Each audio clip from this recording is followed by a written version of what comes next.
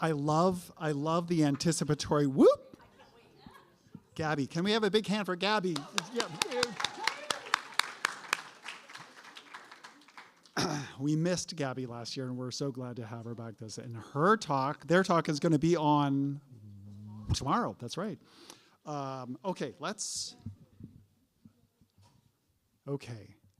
Did you guys have a good first day? Can we have like a whoop or a wave or a... It's a little disappointing. Let's try it again. Okay, how many in here are... No, I'm not going to do that. Okay, so welcome to our first faculty event of the third week of summer workshops. Glad to see so many people, really great crowd, thank you. Of course, you're out here to see Sarah Schulman and Forrest Williams, two outstanding and beloved members of the FOC faculty. Can we give a big hand in anticipation for Sarah and Forrest? So we do these events Monday through Wednesday every week through the middle of August. So if you're here for longer than this week, come back. I'm looking at you. Yes. Because they're really terrific events, great talks, great readings, and really interesting Q&As afterwards. It's a great combination, putting artists and writers together. The conversations are really fantastic. So please come soon and often. Let's see what else. Okay, we're going to hear from Sarah Schulman, amazing writer, Forrest Williams, amazing painter. Sarah's going to go first, and then Forrest will give his talk. Then we'll do a Q&A. Afterwards, Sarah will be signing books at the back. And let's see what other sort of housekeeping things.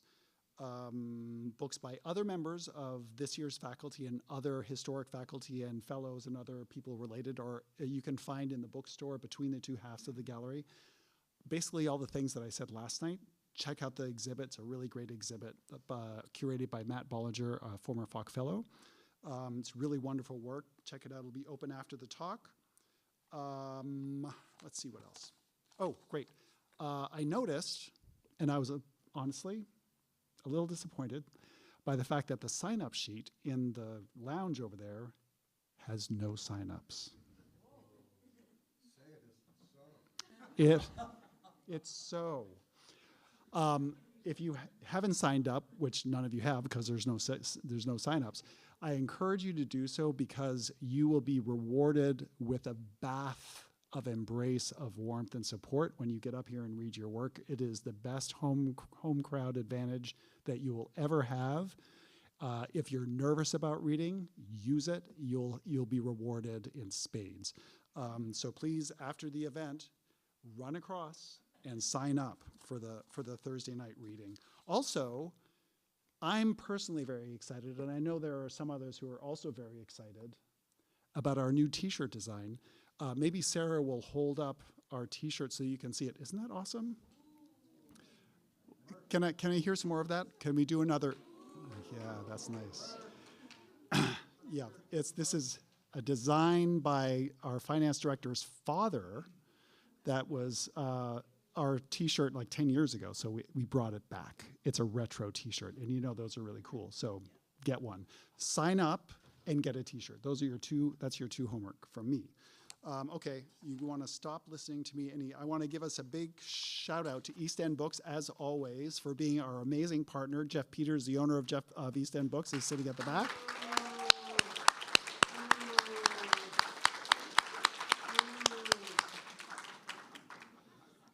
Hold on a second. No, just kidding.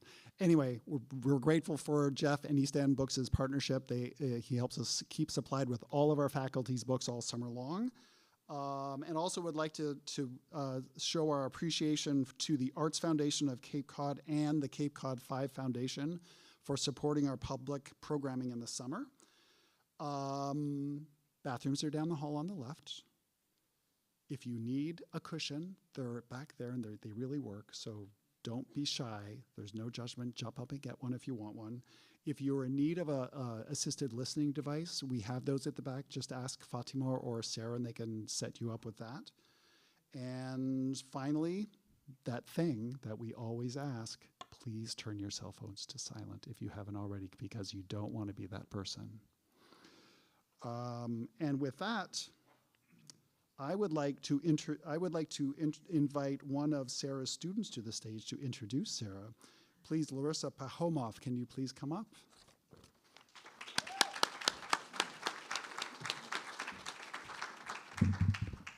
Hi. Thank you to the staff of the Fine Arts Work Center for providing the bio for Sarah Schulman. I thought I was going to have to do this research myself, and instead all I have to do is stand here and deliver it.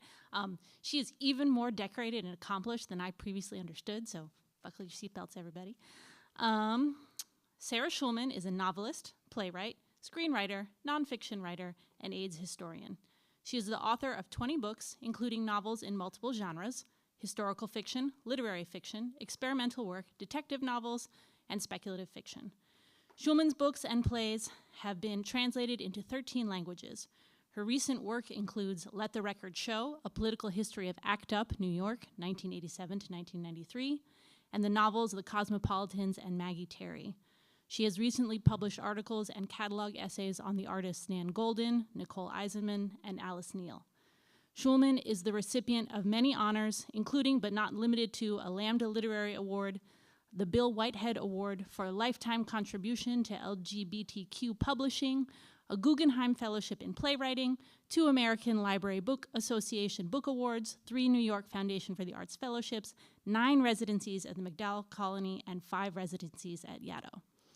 Schulman collaborated with filmmaker Jim Hubbard to co-found the New York Lesbian and Gay Experimental Film Festival, now called Mix NYC, and the ACT UP Oral History Project. Schulman holds an endowed chair in nonfiction at Northwestern University and is on the advisory board of Jewish Voices for Peace. The co-founder of the direct action organization Lesbian Avengers, Schulman is a lifetime activist committed to the preservation of historical knowledge and the empowerment of current and future generations of queer writers, artists, and activists. In preparing for this week's workshop, I revisited her nonfiction book, Conflict is Not Abuse, a personal favorite of mine. The book shows to me how she leads an integrated life as a writer of both fiction and nonfiction. In the book, she discusses how the methods we currently have to understand acts of unjustified cruelty are not adequate, and that she applies the same principle to understanding humans in the real world as she does to understanding her characters. And I quote, as a novelist, in order to create characters that have integrity, I implied the principle that people do things for reasons, even if they are not aware of those reasons at the time. Now more than ever, those words speak truth to me. In an increasingly polarized world, she invites us to avoid the easy out of throwing up our hands and saying, I just don't understand how this person or these people could act this way. Instead, her work asks us to struggle alongside her towards true understanding. Please welcome to the stage tonight, Sarah Schulman.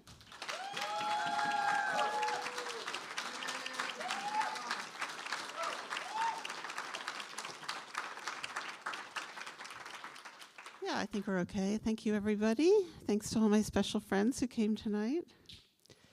So I love teaching here, and I'm asking my students to share new work in progress, so therefore I have to do that also. I'm currently writing a book that's coming out next year. It's not done.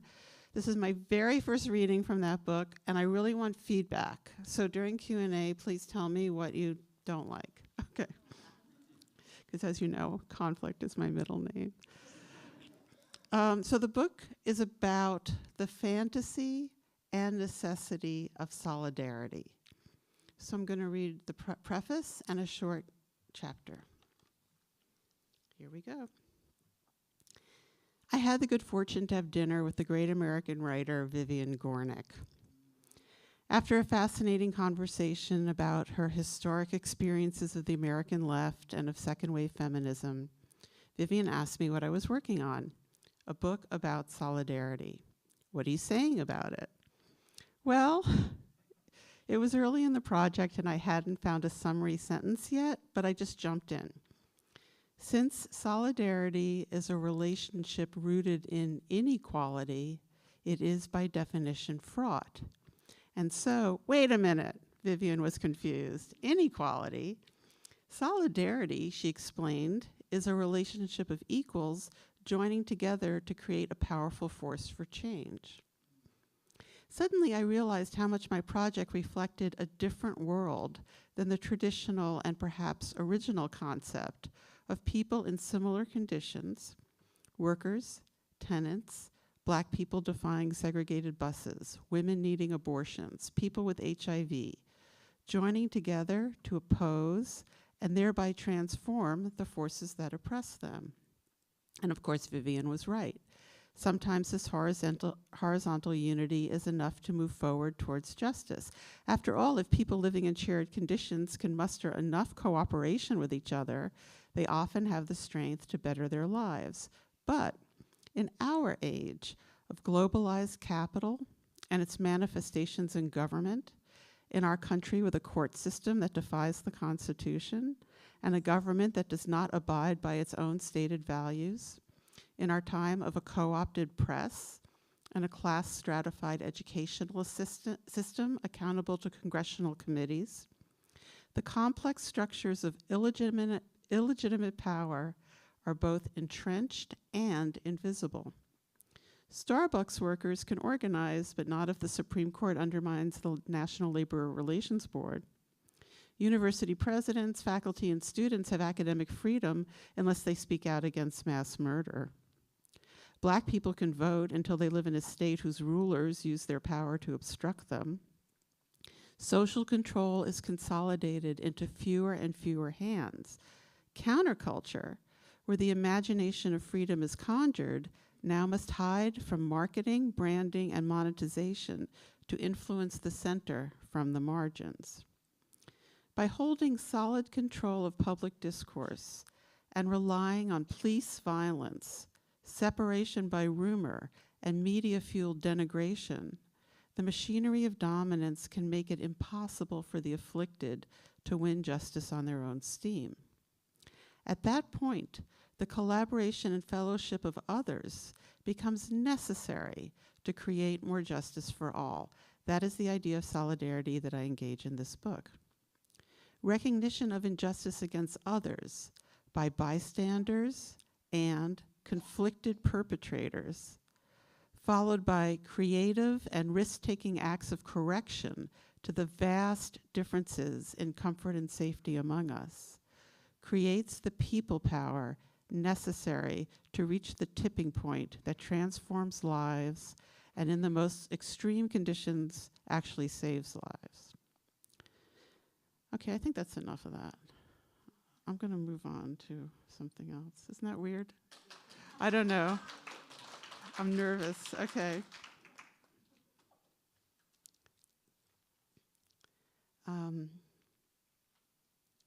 Okay, I think I'll try this other part.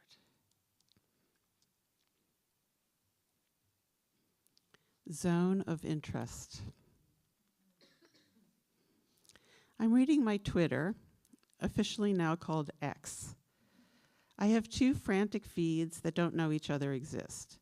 One is a passionate, excited, and devoted multitude of posts about the Tony Awards of 2024, unfolding that evening on television. Beloved performers are showered with adoration. Grateful fans, theater professionals, and amateurs are cheering wildly for their favorite works and the high levels of skill and commitment that these artists display. Standouts include a play about a Fleetwood Mac-like band, a play that continues the American fascination with white Southern families who lose their money, a devastating work about a mother dealing with the reality of her child's incurable illness, a new adaptation of a classic, a jukebox musical, a few musical versions of movies, and of course, revivals. Counterposed on my X that same evening was an international, multi-language, devastated, angry, desperate feed about ongoing shattering of lives and futures in Gaza. Images of Israeli sadism included people destroying food intended to aid the 500,000 starving Palestinians, soldiers playing sharpshooting games with live targets, mocking TikToks made by Israeli soldiers, desecrating the ruins of people's lives that they have just deliberately destroyed. These two conversations and experiences never seem to meet. I keep checking the post about the Tony Awards to see if anyone says anything concerning the world or even our own nation. Finally, there is one much retweeted quotation from a winner calling for more arts funding, how it is a requirement for, quote, a civilized society. There is applause of appreciation and recognition. The quote and clip will be posted and reposted with gratitude for days to come. And of course, he is correct. It is absurd that we do not have arts funding in the United States of America. A few months before, at the Oscars, it was a little different. The winner in the category of Best Foreign Film was Zone of Interest, a co-production of the UK, Poland, and the United States. It had also been a finalist for Best Picture, which went instead to Oppenheimer. On the surface, Zone of Interest is a Holocaust film about the Nazi commandant of Auschwitz, whose family home, where he raised his children, shared a wall with the extermination camp he oversaw. The film never enters the camp. We see the smoke, we hear some sounds, but the point of view lies strictly with the Nazi family on this side of the wall. On this side of the wall, they have a swimming pool, while the invisible people on the other side have no food.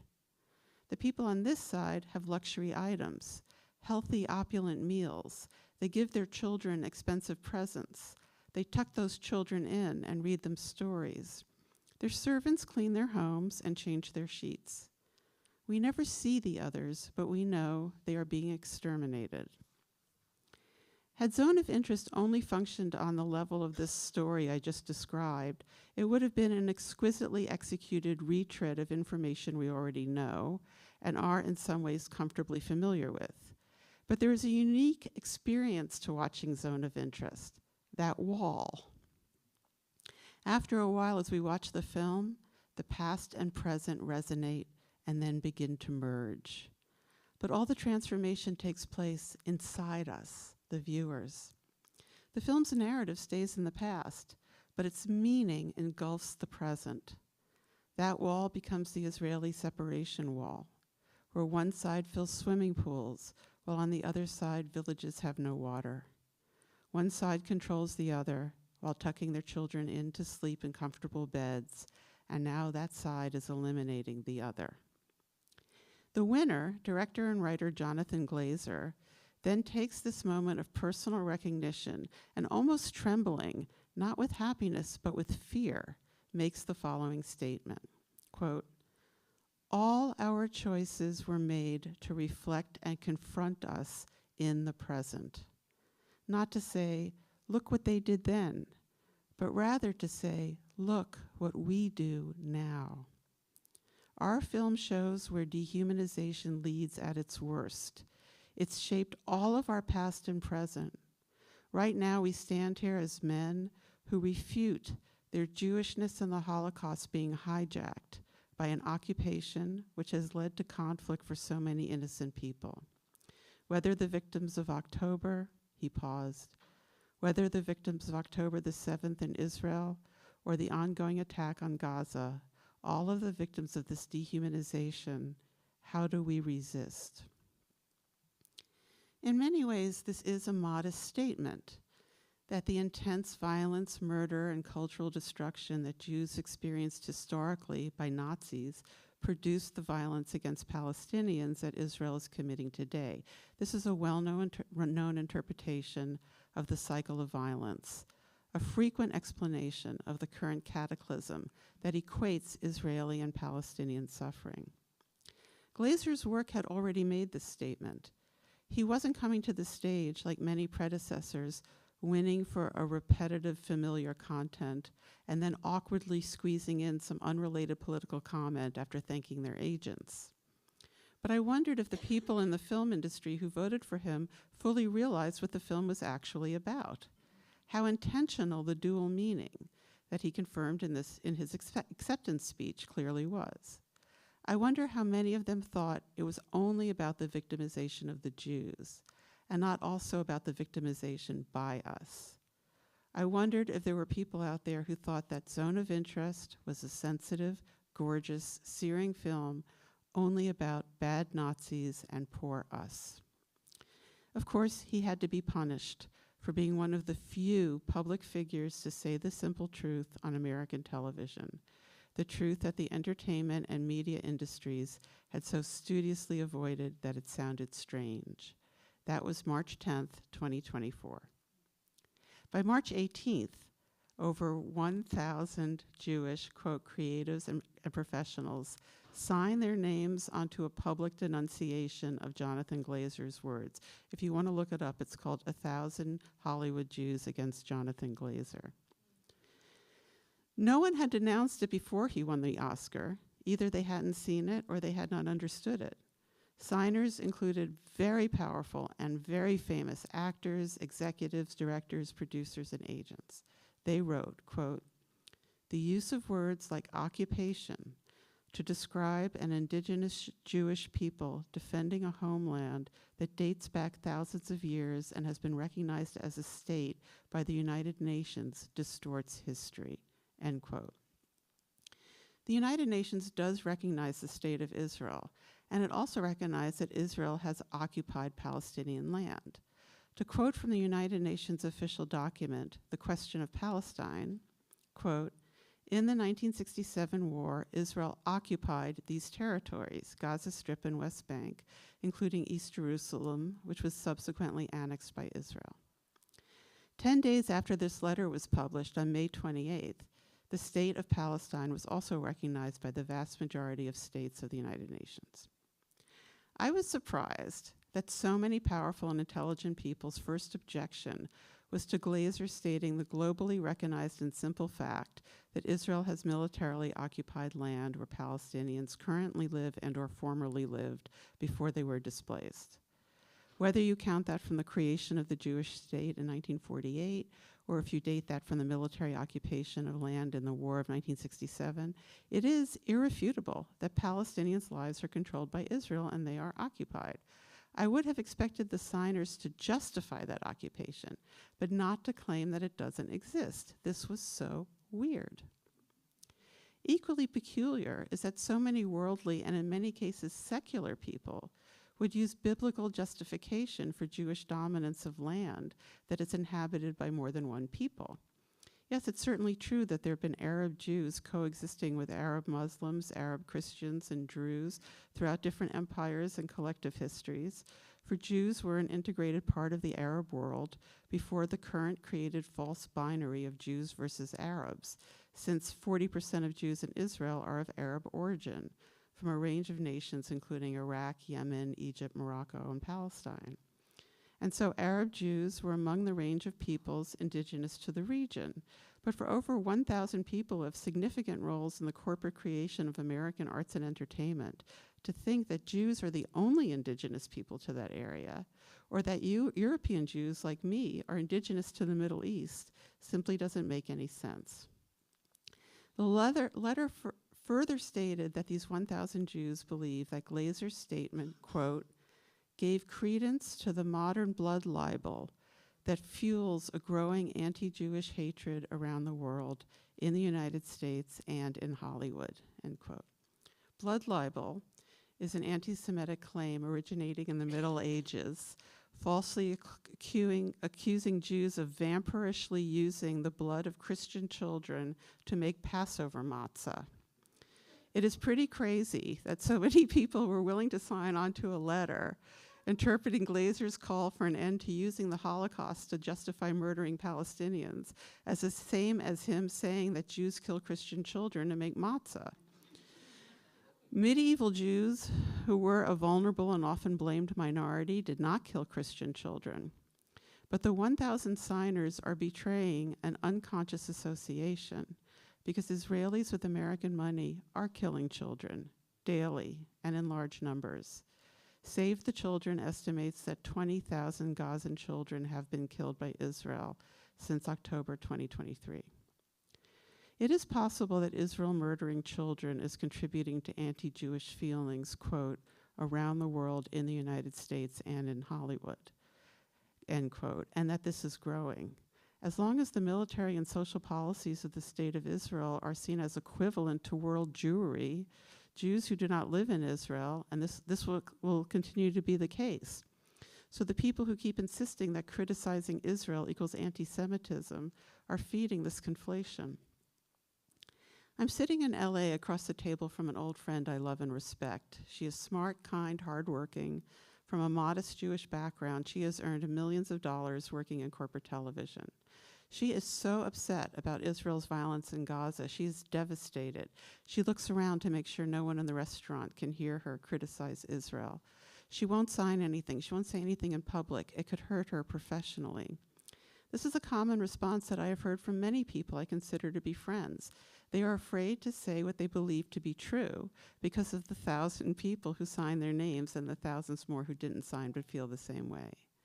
My feeling is that, yes, doors will close, but those people don't control everything. Other doors will open.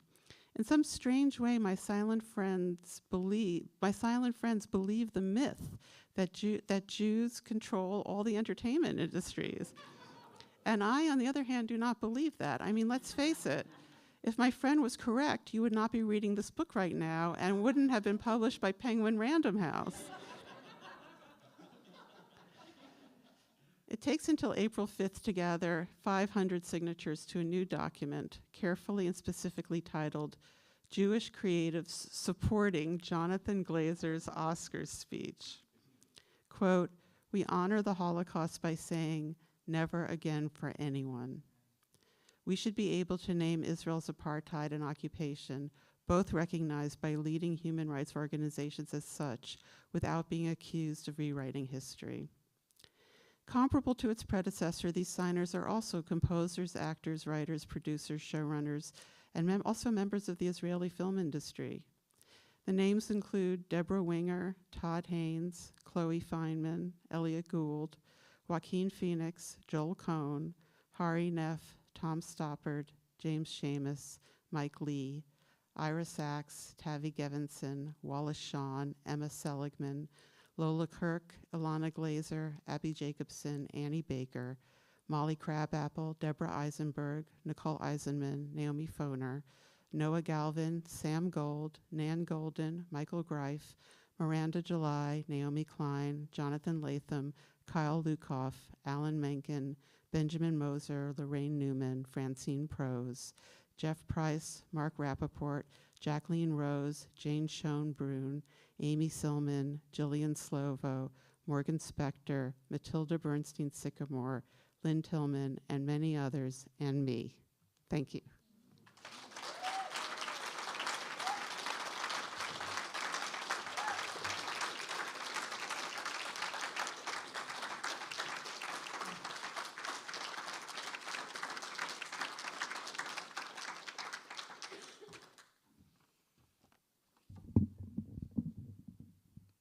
We need more applause for Sarah Schulman.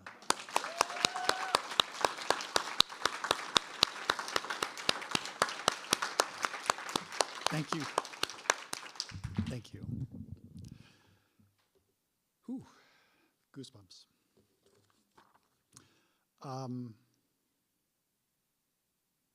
Thank you, thank you. And thanks also to Larissa for a wonderful introduction. I'd like now to invite one of Forrest's students to the stage to introduce Forrest. Patrick Anthony Caffrey, can you come up, please?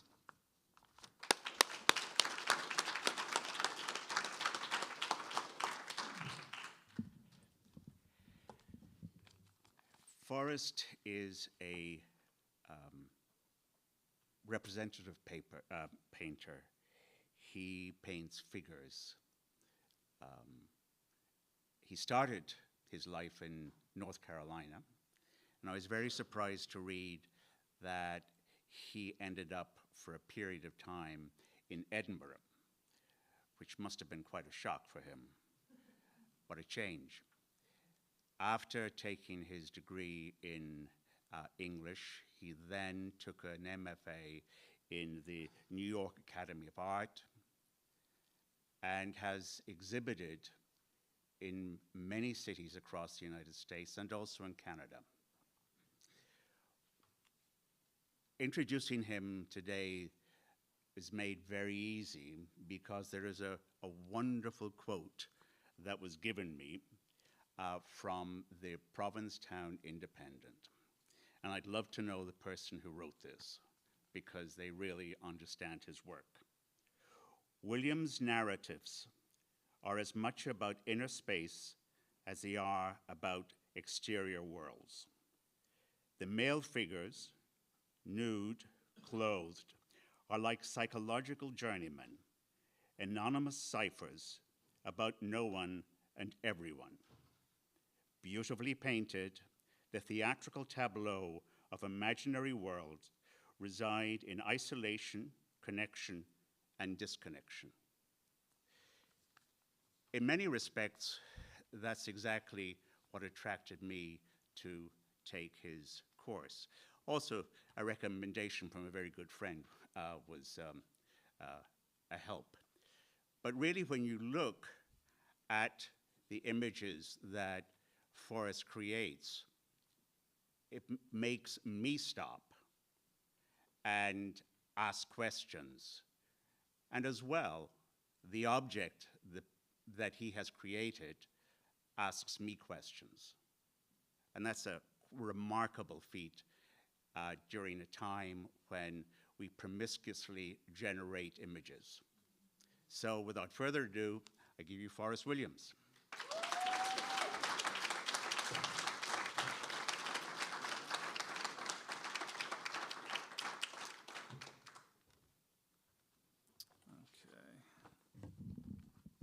Hi. Anthony, thank you so much.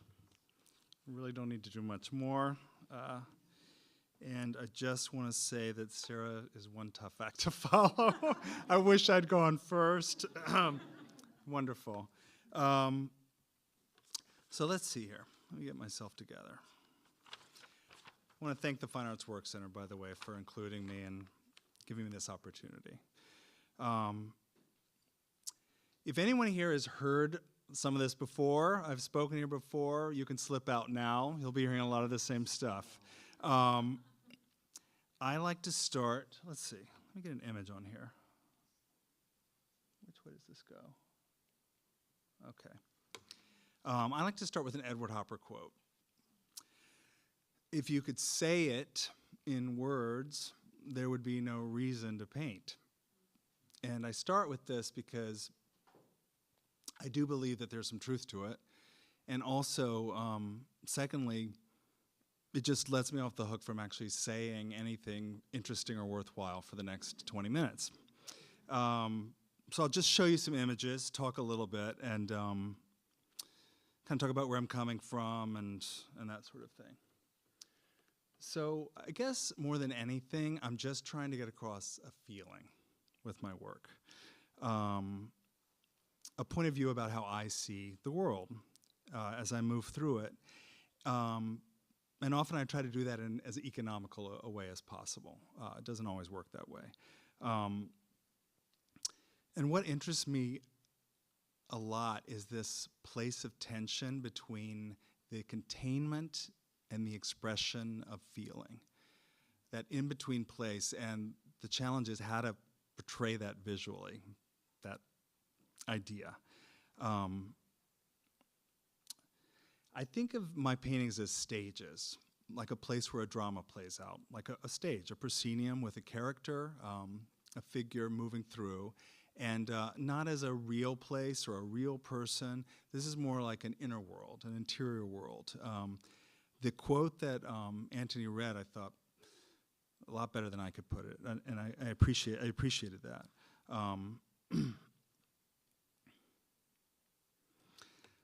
So I think probably everything in my work is inextricably linked to me being a gay man and the world that I grew up in.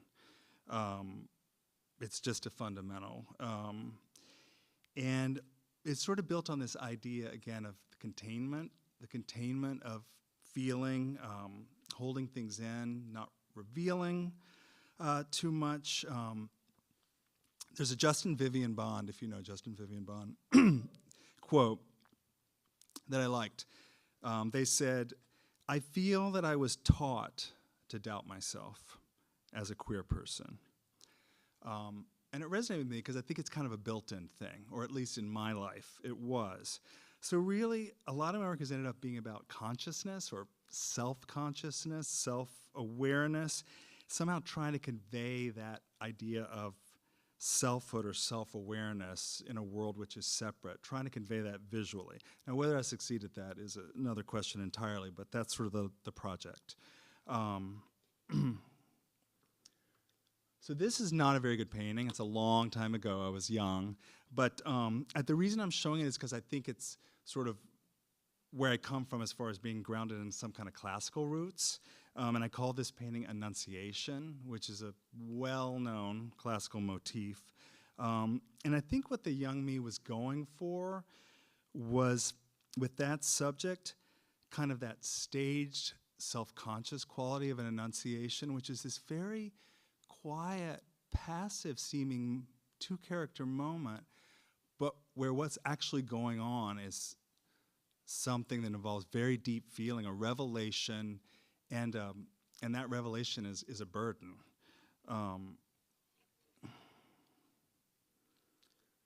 This is a painting I did when I was young too, around 1550, if only. This is a Bronzino, which you may know if you've been to the Met. And when I was younger, and even now, I loved this portrait, and it meant a lot to me. I'd go to look at it every time I went to the Met. And one thing I liked about it, I mean, I just found it beautiful, but I always thought this is the gayest painting. It's so gay. But why? You know, I started to think, what makes it, to me anyway, gay? And there's nothing overt going on, you know, there's not two guys going at it, there's not really nudity. You could say maybe the costuming, for example, but that would be a costume worn by, you know, an outfit worn by a privileged young gentleman of late Renaissance Florence. There are some suggestiveness. I mean, there's a codpiece, also standard. You could mention something to do with the hand in the book, but nothing's really telling you anything. What I really sort of started to think was, it's the ambiguity. That's sort of what was getting to me. It's sort of, it's built in. There's this formal rigor and this sort of distance, this sort of containment. And it was a little bit unknowable to me. So, again, not a very good painting, but I did a million versions of my own when I used myself as a model a long time ago, and no interest in painting myself these days. But I think what I was trying to do is kind of talk about desire and doubt at once and try to connect to a classical painting that I loved. And I just started to develop figure paintings. Patterns came in as a sort of another way to add some meaning in there. And then I started building in some literal separations, diptychs, triptychs, where there were only very small spaces between figures, but they were pretty much unpassable, unbridgeable, eternally unbridgeable distances. Let's see.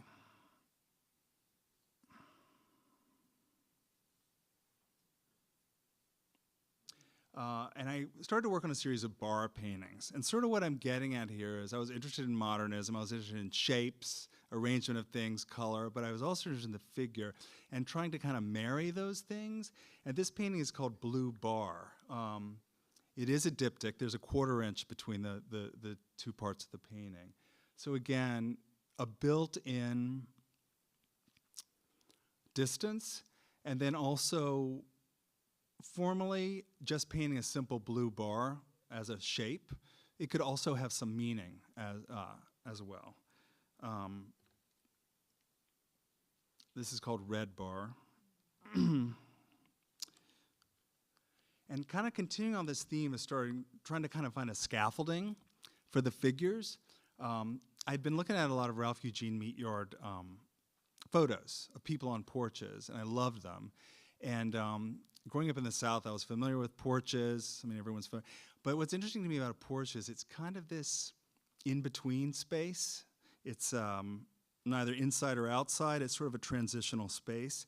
And so it had some meaning for me, as well as just providing this great scaffolding in which to arrange the figures. It could separate them, but at the same time, it can kind of connect them. Even though they feel very separate, there is something there that's going on. So what I was trying to get at was that the compositional elements of this thing would have, a metaphorical purpose. They're on this thing together, separate, but connecting at the same time.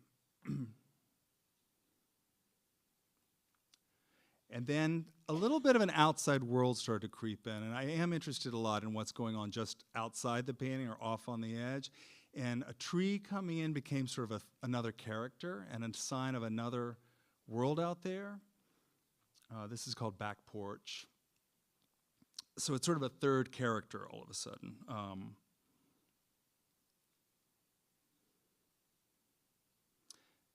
Clearly I like pattern.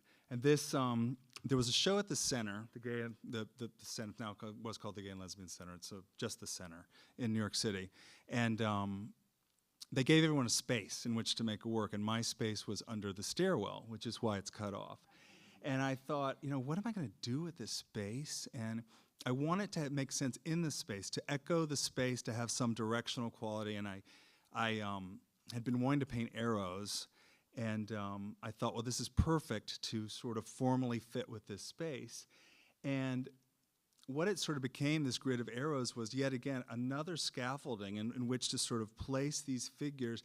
And I realized that the arrow not only was interesting formally, and it was a nice decorative element as well as a directional element, but obviously an arrow could have a lot of meanings as well. And so it's sort of this idea of what I learned as plasticity. And what plasticity means, or what plastic means, is that how do I describe this? I sort of wrote it down. It's when the way that something is made is inextricably linked to its meaning. So there's sort of a piece, and it's hard to pull those threads apart, if that makes any sense. So maybe formal and thematic concerns go together. They're of a piece. And after that thing at the Center, I just sort of went with it.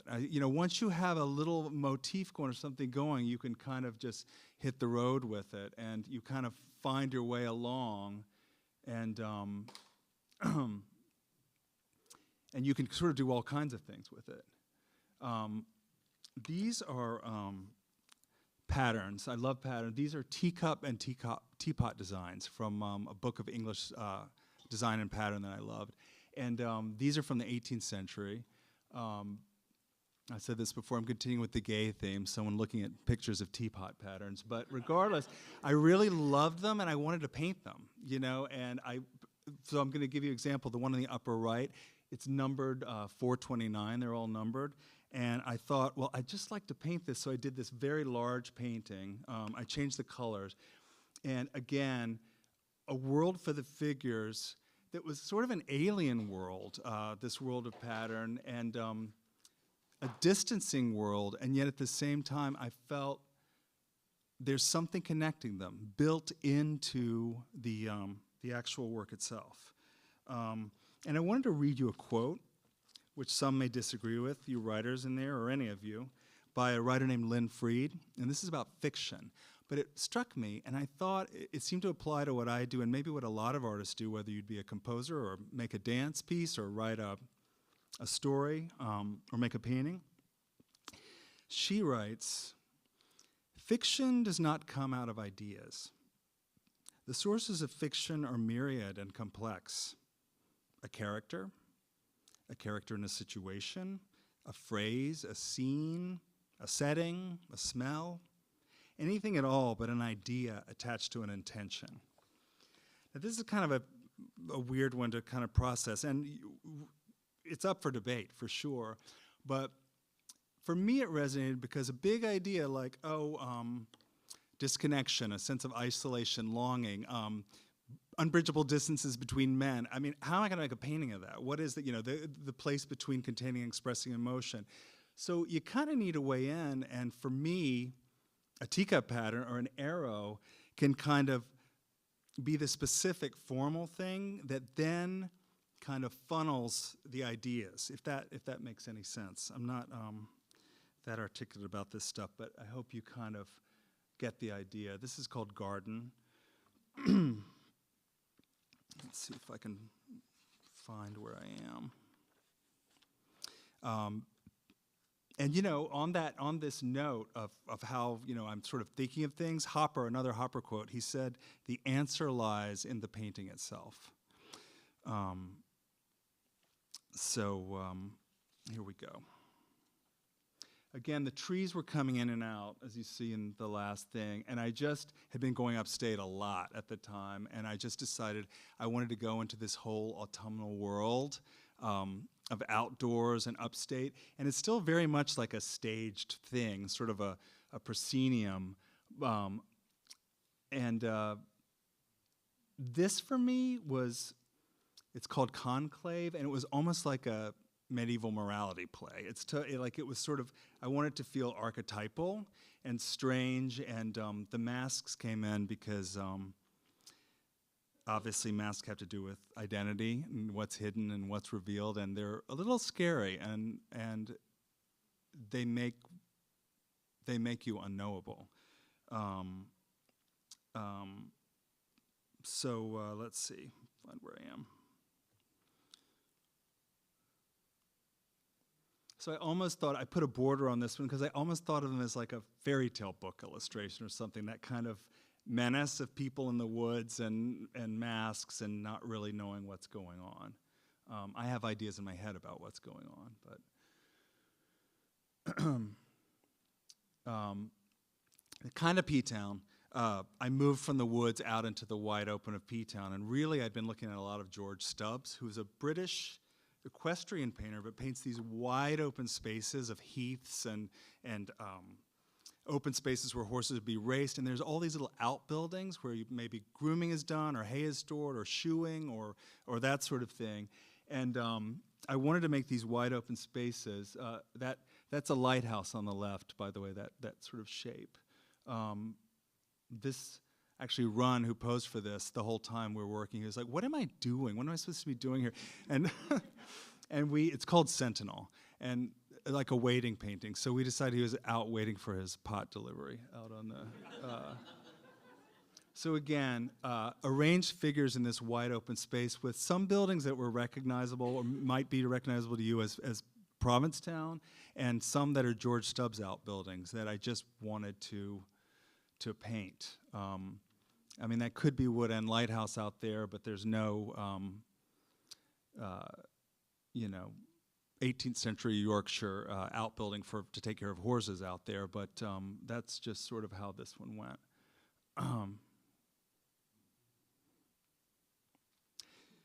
This painting I did as I got older, and this painting everybody knows was Whistler's Mother.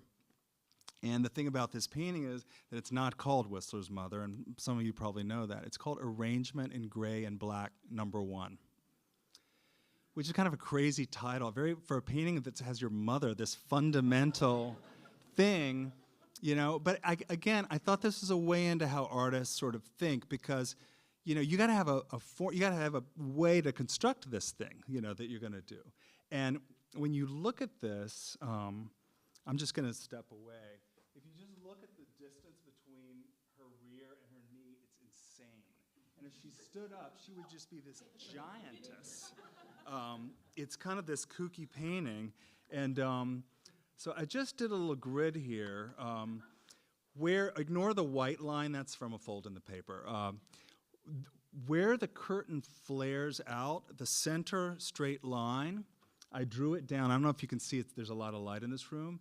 And if you take that and take the center line through the legs and then do 2 diagonals, you've got her hands just fitting perfectly into that spot. The feet come right here, if you can see, at the edge of this diagonal. This is not clear. You can straight. Where the picture goes is a center line. That head just peeks right over. Right over the edge. So and you don't need to know that. The viewer doesn't have to notice that, but my point is just that a relatively simple looking, sort of austere painting that's maybe about arranging shapes and colors she's like locked down in there. It's a tight construction. And that's not how you have to make a painting, but that's my interest. And again, I feel like that way of constructing a painting also has to do with a lot of my personal concerns and thematic concerns. So this was my Whistler's Mother. Instead of arrangement in gray and black, it's called night arrangement. It's not the same composition or the same shape. It's much more horizontal. The sort of patterned curtain became a night sky out the window. But I guess the point is Whistler's Mother, or an arrow or a teacup pattern, can lead you into somewhere you never quite expected. And this became a series called Ghosts, and they all ended up sort of being about this sort of night of the self, just a quiet, interior, domestic space where a figure exists in this sort of nighttime world. And again, it's like another stage, and sort of I thought of them as these stages where these existential dramas are playing out with these single figures at night. And it just all started from Whistler's Mother, which I'm far away from at this point.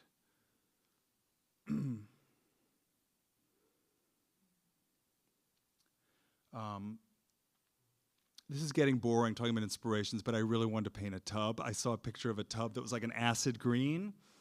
And so I got Mikey LaBruna to pose, who's here if you know Mikey.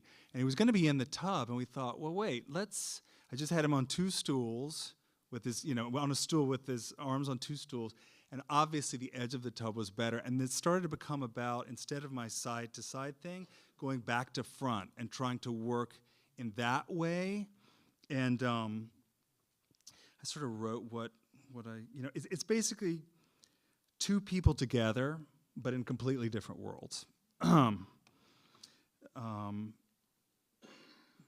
This is called Doorway. This is called Visitor. We're getting close to finishing, don't worry. So this is getting up towards COVID time, and I wanted to get back to bar scenes. So I got a couple here, and I had actually painted the models a good bit, and then I had to stop working with models, and so I spent a lot of time just painting patterns during COVID, and the patterns have a lot of meaning for me. This pattern is actually from a bunch of Elizabethan miniatures with lovers with flames behind them, which I always loved, and this is called Flame Bar, and I think of it as a 5-character painting. There's the figure that we see. There's someone who's just off stage or has just left or is just about to arrive. There's this sort of wry observer of what I think of as a 20s film star in the back, which you could see as a camp element or not. There's the city outside, and then there's you, the viewer. This is called Night Bar, so I tried to have all the patterns have something to do with night. And again, there's the figure we see, and there's the reflected world with another figure looking, and the main figure reflected, and then the city outside, and then you, the viewer. This is just sort of how I start. I don't have a model. I just sketching, just head to paper, just like you might write a little sketch for a musical piece, or you're working out an idea for a story or anything like that. Just to sort of show you how things start, And this was, again, during COVID. I just started working here in P-Town outside, far away, and Eric sat at a table. And then I came back to the city, and as things started to ease up, I hired Run to pose in the city. And it's called Memory of Summer, and it really sort of was like a autumnal or wintertime figure looking out at a figure that I'd done in summer. And these are very Bernard inspired, even though they don't really look like Bernard, and they're not nearly as amazing as a Bernard painting. But this is called, he did a painting called Young Women in the Garden or the Striped Tablecloth. This is Young Men in the Garden or the Striped Tablecloth, and it's not finished. So I've got to paint the flowers in this summer, the stripe. But just to give you idea of kind of where things have been headed. It's very different from that patterned world of early on, that sort of flat patterned world. This is the last thing I'll show you. It's the most recent thing I finished. it's sort of everything but the kitchen sink, which I wanted to do. It's called The Island of Reverie. And I'm kind of back to ambiguity. I mean, the question that I hope would be built in, I don't like to talk about my work too much, but that's sort of the point of this, is to talk, is sort of what is real and what isn't. Whose reverie is this, anyway? It's almost like a dream or a half-awake thing. So I just want to finish with this image, reading a Guston quote, not associating myself with Guston, but I really love this quote, and I think it means a lot, and I think you might find it interesting. Some people say it's a John Cage quote, but I learned it as a Guston quote. Philip Guston. When you start working, everybody is in your studio. The past, your friends, your enemies, teachers, the art world, and above all, your own ideas. All are there. But as you continue painting, they start leaving, one by one, and you're left completely alone. Then, if you're lucky, even you leave.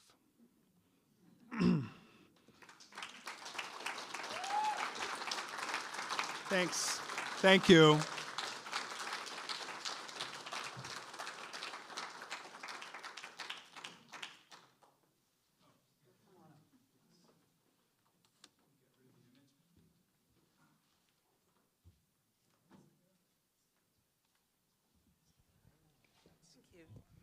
You know, Forrest, your work reminds me of this performance I saw in the 80s, and I don't remember the performance, but I've always remembered the title. It was by Richard Elovich. If men could talk, the stories they would tell. Well, we all know men can't talk. Okay, so we're going to do a Q&A. We are live streaming this, so please wait for Fatima to bring a microphone to you, and Sarah, so that our listeners can hear your question. Who has a question for our? Comments and disagreements also will. Questions, comments, disagreements, raves. You have a question up front? Yeah, hi Forrest, thank you for that juicy, not juicy, but really voluptuous interpretation of your work. I see it a different way now. I saw the themes a lot of alienation and gay alienation, or maybe just human alienation. And I wonder if that informs you. There's a lot of longing, men trying to touch each other, never being quite together, always a wall there. Do you think that that has anything to do with the way we're brought up, conditioned, socialized as gay men, to think that we're separate from society, that we're marginalized, that we're alien? I still feel a sense of alienation. Do you think that enters into your work? Well, that's interesting, because being here, I'm very aware of sort of where I am in life, my age and younger people. So I'm talking about the world that I sort of came up in, and you're talking about the world. I don't know. It may be a little different for people now. Maybe there's less of that, you know. I think things have changed, maybe not. And also to your point about gay men in the specific, I mean, hopefully the personal is universal. And so, you know, I hope these are a bunch of paintings of men, but I hope that they can resonate with more than just a gay guy looking at it. You know what I mean? But yeah, I definitely agree with you. I think that, I mean, what's your point? That's what it comes from. Yeah, it's just, yeah, the world that I grew up in. So it's just built in. Thank you. Yeah.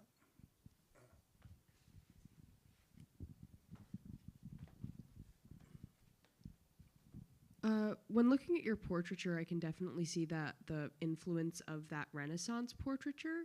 I think, does the use of that sort of, trying to phrase the question now, in a lot of this sort of like the Renaissance portraiture, like the one that you showed, there's a lot of I can see parallels between the really intentional, use of positioning and I was like, my question has left my brain, but it was something to do with this. But there's everything's intentional. Yeah, I mean, Yeah. things are placed where they are for a reason in my mind. Every gesture is intentional. Everything. Now they may change. The interesting thing about working with a model is I'll sketch something out and have this idea of what we're going to do, and then they come in and they bring a whole other thing to it that's often better. Or maybe they can't really do a pose, and then, well, that happened today in class, and it shifts, and you got to go with that. But yeah, certainly I'm not just sort of out there just responding, however, and that's a great way to work. It's just not sort of my way of working. So I would say, as you said, maybe in a Renaissance portrait, that intentional placement of different things, the figure or whatever objects around, I would say I try to do the same thing, if that's kind of an answer to the question. Yeah. Whatever question I have, there you go.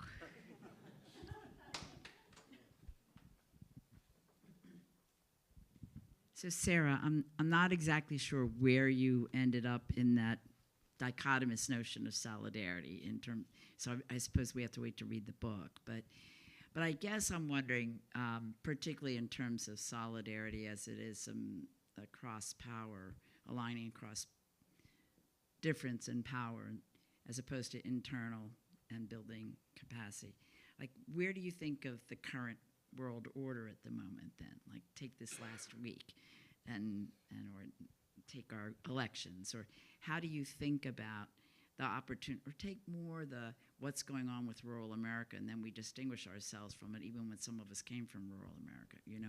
I know nothing about rural America. So you don't have to do rural. Sorry. No, but I mean, like, what do we do? How do you think about the solidarity across difference and its opportunity? Like, what creates that opportunity?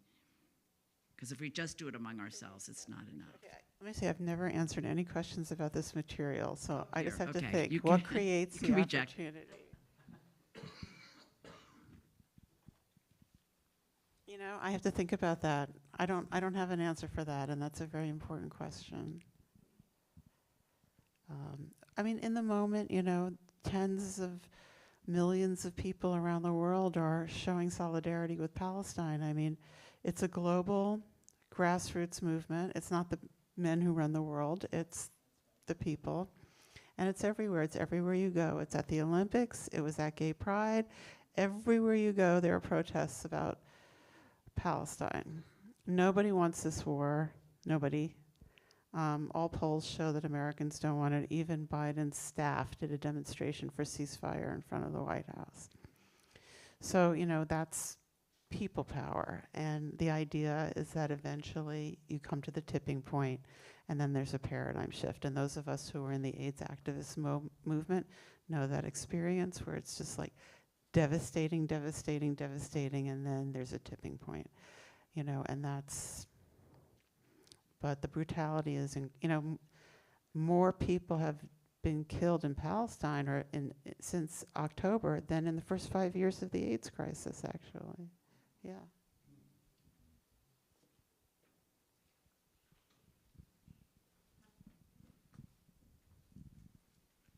Hi, bitch. Hey. It struck me when I'm not sure if this is a question or, well, okay, two parts. One is a question like, did your view of solidarity change, like as you were writing this? And then it struck me when you were talking about your friend in LA, like the fear that she had. And I was wondering, it just kind of sparked this light, because in my own career, I've had those moments of like, you say something and then it's just kind of like this deafening silence, that it struck me that maybe the antidote to fear is solidarity. Do you know what I mean? Well, it can be very dangerous. I mean, you can lose your life being in solidarity. I mean, so let me think. So the reason that this understanding shifted was because my own experience shifted, right? So all my life, I'd been in the group of people who needed solidarity. But now I'm in the conflicted perpetrator category. Fortunately, in my case, there were people before me. I mean, I'm in Jewish Voice for Peace. It's 30 years old, and I didn't get involved until 2010. So there were people before me who created all this infrastructure. What I'm seeing now is that, you know, the Palestine Solidarity movement is very old, right? And for many years it was so marginalized here.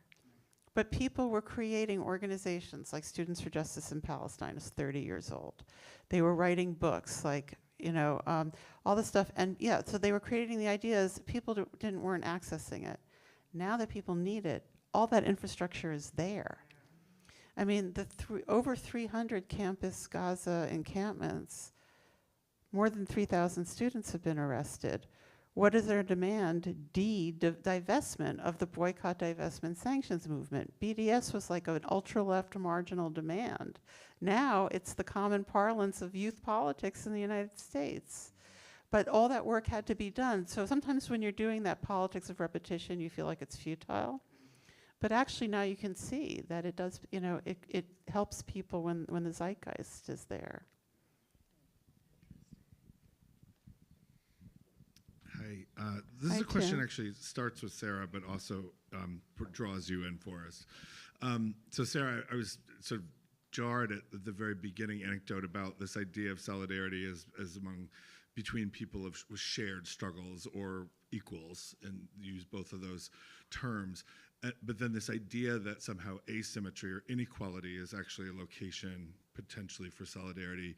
And that to me feels so interesting and kind of like new, very new, at least in my understanding of it, because it opens up the possibility for seeing inequality and asymmetry as often the location or cause or perpetration of injustice, but it's like a potential transformative space for that. And so I'm wondering if you could talk maybe a little bit more about like that both and, or the tension there that you think could be a site of transformation. And then Forrest, I wanted to ask you, because I was so struck by, I'm a gay man of a certain age too, I don't know if it's the same certain age, but I also feel the kind of loneliness, alienation, sort of yearning for connection and so forth. And your paintings feel to me very intimate and private with a public sort of aspiration, or lonely with a connection aspiration. And I'm wondering if you think of that experience as, with reference to solidarity, as prohibiting it or preventing solidarity in a political sense beyond the personal, or whether or not that yearning for connection in a personal, loving, sexual, spatial way could actually create a possibility for solidarity. That's Tim McCarthy, by the way. He was on the first LGBT delegation to Palestine that I organized many years ago.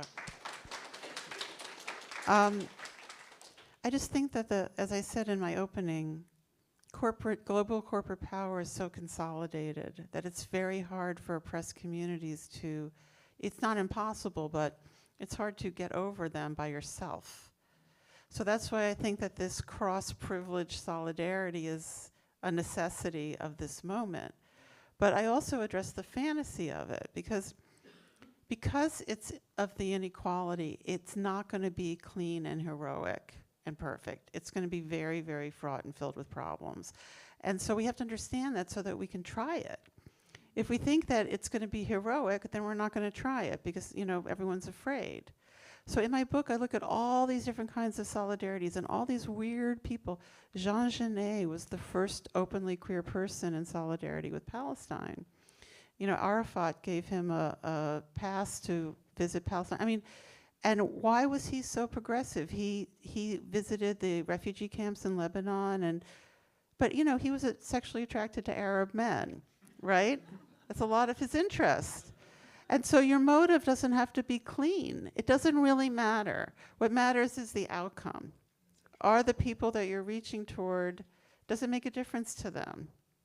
You know, this idea of the pure, clean person, I mean, I think we're dispensing with it culturally now, but it's very obstructive. You know, we're all flawed individuals and imperfect, but we can still make a big difference. Right? And we also, when we make mistakes, we have to keep going forward. Yeah. Yeah, I mean, just to respond, I mean, yeah, basically, I'm just sort of speaking, I mean, even me saying gay man, I mean, and Sarah just used the word queer. It's even a passé word, although queer was used before gay, and now it's come back again, but it means something different now, and more inclusive. But anyway, I'm just sort of talking about myself in my quiet little world at the studio. But when you talk about connection, I mean, when other people see it and feel the same way, that's sort of the thing that art does, and everyone realizes, like, oh, okay, I'm not alone in these feelings and my understanding of things. So, you know, maybe I'm putting it out there for selfish reasons, you know, just to do my thing, but I think in the end it serves that purpose of connecting people. I don't know, you're talking about a literal solidarity. I don't know if I'm just talking about something a little more abstract, but I think, you know, people feeling less alone and seeing or reading something that they think reflects them helps you to move through the world in a more honest and open way, and maybe breaks those patterns of past lives or generations. I had a question that starts with you, Forrest, but then ends with you, Sarah. And the two of you are far along in your careers. And Forrest, you mentioned with the enunciation that it's a bad painting. And Sarah, when you began your talk, you said, I'm in progress, I'm not sure, I want feedback, tell me about the things you think are bad. So I'm curious, particularly in an environment where people have come to learn from you, how you make that assessment about your work in the state that it's in. So for example, Forrest, do you think the enunciation is a bad painting because it was early on when you had less skill, or is there something else about it that you think is bad? And the same goes for you as the author of 20 books. You pretty much know you can write. And so what is the quality that you assess as it not being where you need it to be? I think that's really helpful for people who are in the practice to know. All right, well, maybe I used the wrong word. Maybe instead of bad, I should have said not very good. Yeah, and I was kind of serious thinking about it. I mean, but what I will say about it, which I think we can all kind of try to go for, is it was honest. It was an honest attempt. I wasn't like faking something, trying to strategize this thing. But when I look back at it now, I just see things that could have been done better, technically, for example. But it's a lifetime project in any sort of art form, and Lucian Freud, very famous British figurative painter, not a very nice man, but a really great painter, he sort of said, you know, an artist is never satisfied. There's no satisfaction whatsoever. There's just the ongoing attempt to continue to make work, and that's the project. So even now, I'm gonna say, this isn't very good, but I'm not gonna stop or give up on it. I'm gonna keep on at it just to, you know, move to the next level. So I guess that would be better than saying this is bad, you know. For me, like, now I have a very, very broad palette. I can do a lot of different kinds of things. And I am also very free, and I write from my unconscious at this point, and it took me 5 books to get there, you know? So with a book like this, where it's a new idea, all the research is internal, I'm not jumping into a pre-existing discussion and taking one pre-existing side or anything like that. And it has a very broad range. So it's like I go through like things about the abortion movement, things about all these different kinds of people, these different kinds of movements, failures, all this stuff. What I'm finding is that depending on the subject, I have a different formal reaction. So different sections are written differently because the form is coming organically from the emotions at the core of the piece. As a result, the book is clunky. It's not like a smooth read. You know, the different sections are written differently. And I've done this before. Conflict is Not Abuse is like that too. Each chapter is written differently. It's the juxtaposition of all of them and the progression of an idea. Because I always say nonfiction is the story of an idea that cumulatively reveals, but it's not like a page turner. So, you know, sometimes people don't like that. And actually, I wish it wasn't like that, but I can't change it. That's the way it is, yeah. I think it sounds great.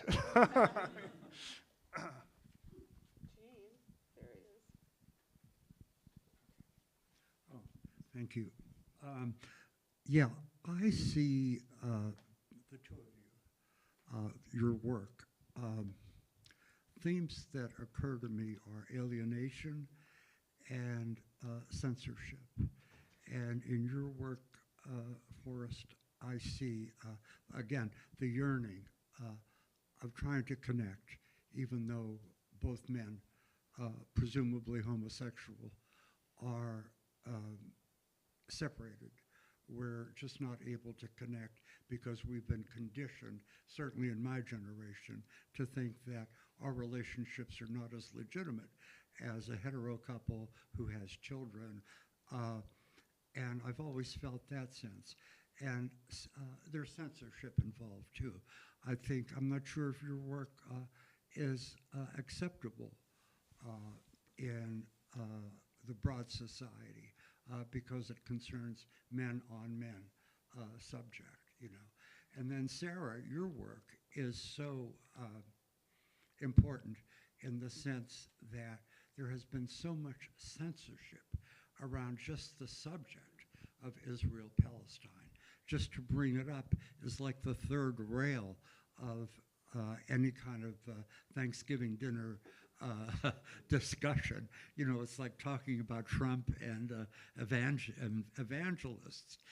And thank God, Sarah, I'm so happy that a lot of that censorship is being worn down, has been worn down since October the 7th, and since the solidarity that is starting to accumulate around the response to the brutality of Israel's response to the murder system that is going on. And I'm so happy to see that because really a year ago, I still cannot now have these discussions that don't get heated about Israel-Palestine or about man-on-man love, you know. And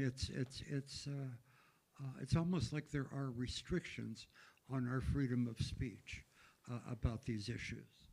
Well, you know, people are being fired all the time now for speaking out for Palestine, and university presidents are driven out of their jobs, and editor of Art Forum was fired, and Jasmine Hughes from the New York Times, and all this kind of thing, and Mehdi Hassan. And so I wouldn't say it's going down, but I think that people are pushing this forward. You know, it's more common to have this conversation.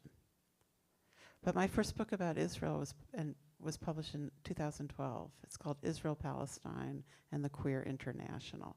And then Conflict is Not Abuse is about the war on Gaza in 2014. So this is my third book.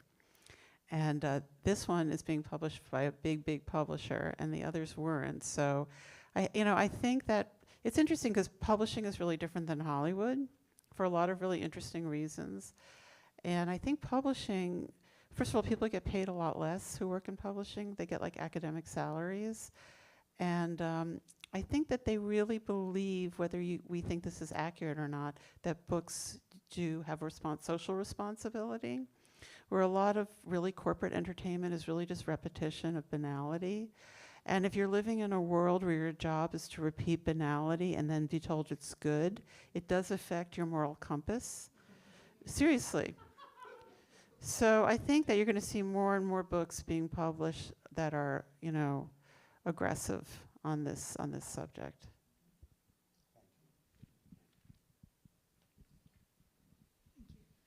Thank you both. It's really interesting. And I always love that Falk puts all kinds of interesting conversations together. So thank you for that too. I have a process question for both of you, but it's more of a psychological process. And I'm probably going to forget what I was going to say, so I'm trying to keep it on track. So Sarah, starting with you, you said it's taken you 5 books to get here, speaking from your conscience. So my question for you is, you know, not as the person who doesn't understand zone of interest necessarily, but as the person who's paralyzed in the face of it, you know, how did you move to this place where you are? On Israel, you're talking about. Or yeah, well, you said 5 books to speak your conscience. To be able to write from my unconscious. Right, yeah. That's very different. Okay, I'm sorry. Yeah, because my first book was in '84, and my 5th book was in '92, and that was the first time I could just really put it out there without having to go through like a control process. Okay.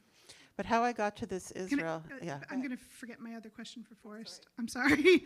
No, and for Forrest, I wanted to know how you got to this place of understanding what you wanted to communicate with your paintings. You know, was it seeing the Branzino and making sense of the ambiguity being the key thing that made it a gay painting for you, or were you already in that direction and it became a great example for you? So thank you for letting me finish. Sorry about that.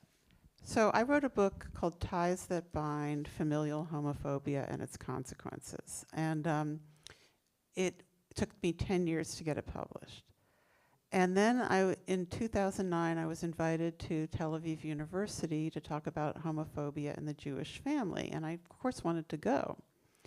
And a colleague of mine who was a Turkish Jew said, "You can't go, there's a boycott." And I said, "What boycott?" She said, "You should look it up." So I did. And I wrote to a bunch of people and asked them what I should do. I wrote to Naomi Klein. I wrote to Judith Butler. Judith Butler answered me, I would say within 3 hours, and sent me all these links and all these things to read and everything. And I did it. And then I realized that I couldn't go because there was a boycott and I would be crossing the picket line. And I understood what it was, that 2005, Palestinians started the nonviolent strategy of boycott, divestment, sanctions.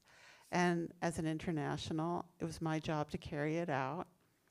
And so I did. And I wrote a letter, a public letter, saying why I was declining. And then I got an email from Ramallah in West Bank, this guy Omar Barghouti, saying like, "Oh, dear Professor Schulman, thank you for your, taking this position." And I thought, oh no.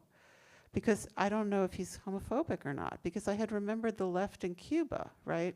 And so I didn't know what to do, and I was put in contact with a couple of queer Palestinian organizations, Aswat, which was a queer Palestinian lesbian group, and Al-Kaus, which was a mixed gay group. And they said, come here on your own dime and do a solidarity tour. So I knew really nothing, and I really wasn't sure that I was doing the right thing, but it felt like I was doing the right thing, but I didn't totally get it. But I just decided to go with it. So I went, and I had this key moment where I was taken to a village called Be'elin, and this is when they were building the wall, and they were having anti-wall demonstrations every Friday, and so I went to this demonstration, and we're marching around, and then these Israeli soldiers appear. And, I look exactly like them. Like, if my grandmother hadn't gotten a visa, I would have been them, right? And it was very strange because I'm not used to Jewish soldiers, And then they shot these tear gas things at people who weren't doing anything.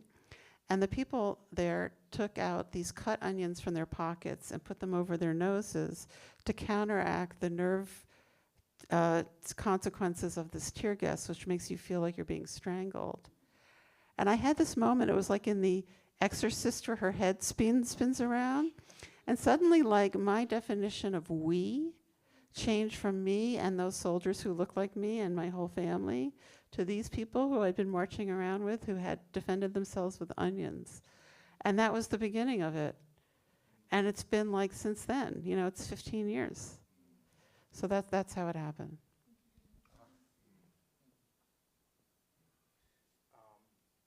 I kind of lost. I was so interested in that. I sort of lost the thread. But I'm gonna. I know it's a bore, kind of getting fond of reading quotes, but I think this is interesting. It's a Freud quote that I brought just in case, and I'll just quickly say: the painter makes real to others their innermost feelings about all they care for. A secret becomes known to everyone who views the picture through the intensity with which it is felt. A painter's tastes must grow out of what so obsesses them in life that they never have to ask themselves what it is suitable for them to do in art. So that's sort of the answer. Like I sort of knew what obsessed me in life or what my issues were and where they lay. And so I want to do some paintings of men. But I wasn't interested in, homoeroticism, it's just, everywhere it's great, fine and all, but I wasn't interested in making those kinds of paintings. I wanted to say something a little bit more personal about how I felt and how I saw the world as I moved through it. And So really, it's sort of like the Jean Genet, like, I'm going to go and see if I can find some, Arab guys to hook up with. But, led to a hell of a lot more than that. There's an actual interest in something, with a little more depth to, a lot more depth to it in this case. It's different from me just making a painting. So what's my point? It just starts off with something simple. I'm going to, make some paintings of men. It's sort of where my issues lay. Yeah.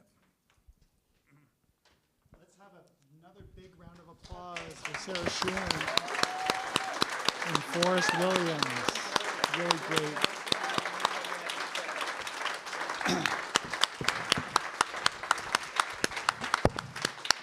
That's all right, I'll get it to you. Remember, Sarah's going to be signing books at the back of the room. And there are other books for sale and our fabulous new T-shirts. Don't forget that. And what's the other thing you're going to do right now? Go sign up on the sheet. Come back tomorrow for another wonderful faculty talk with Gabrielle Calvo-Corresi and Cecilia Ruiz. Thank you for coming. Have a great night. Oh, thank you.